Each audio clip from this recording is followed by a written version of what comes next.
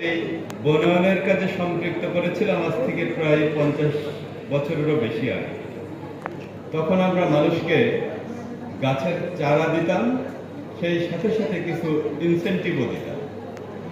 গাছের চারাটি নিয়ে বাড়ি যাওয়ার পথে সে রাস্তায় গাছের চারাটি ফেলে দিয়ে চলে যেত। গাছটি লাগানোর কোনো আগ্রহ তার মধ্যে আমরা সেই 1960-এর দশকে আমরা পরিলক্ষিত দেখিনি, আমরা সেইভাবে দেখি।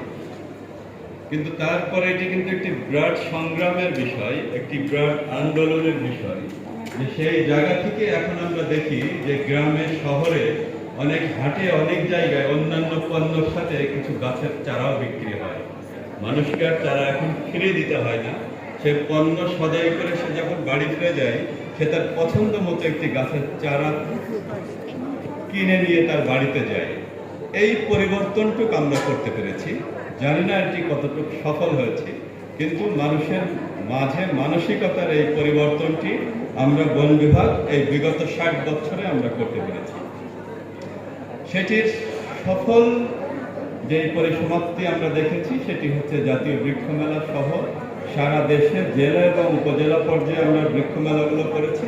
সেইগুলোতে মানুষের যে আগমন, মানুষের যে অংশগ্রহণ, মানুষের যে চারা ক্রয়ের আগ্রহ, সেটি মনে হয়েছে যে এই বনায়ন কার্যক্রমটি আজকে একটি সামাজিক আন্দোলনে পরিণত করা সম্ভব হয়েছে।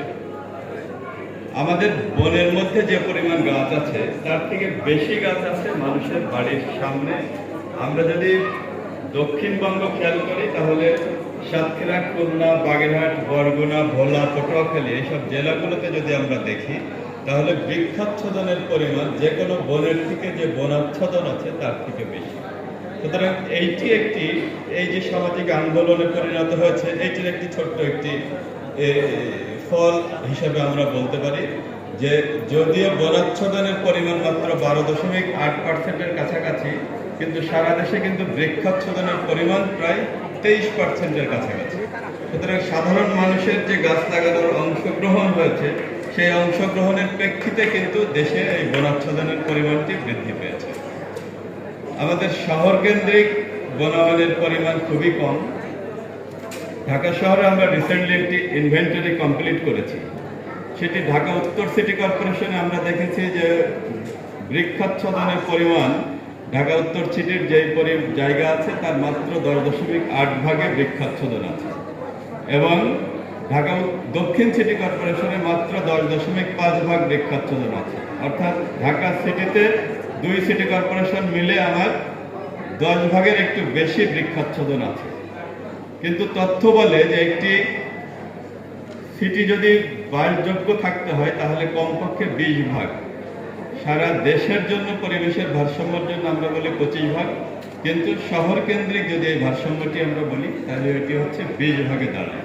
সুতরাং ঢাকা শহরের বৃক্ষাচ্ছাদনের পরিমাণটি আমাদের অবশ্যই আরবান ফরেস্ট্রির মাধ্যমে আমাদের 10.5 থেকে আমাদের 20 ভাগে উন্নীত করার কার্যক্রম গ্রহণ করা দরকার।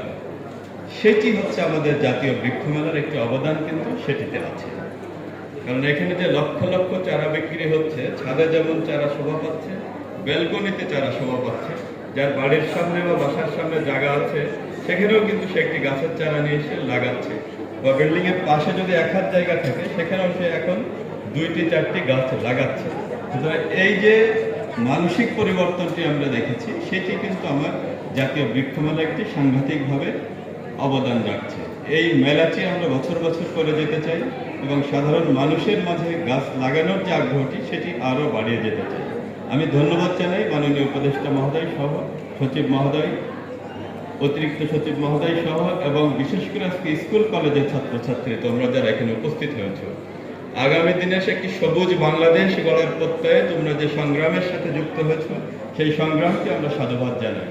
যে পরিবর্তনটি পরিলক্ষিত হচ্ছে এই পরিবর্তন তোমাদের হাত দিয়েই একদিন সবুজ বাংলাদেশ, একদিন 20 ভাগ সবুজায়ন থাকবে বাংলাদেশে, সেই আশাবাদ ব্যক্ত করে সবাইকে ধন্যবাদ জানিয়ে আমি আমার কথা শেষ করছি।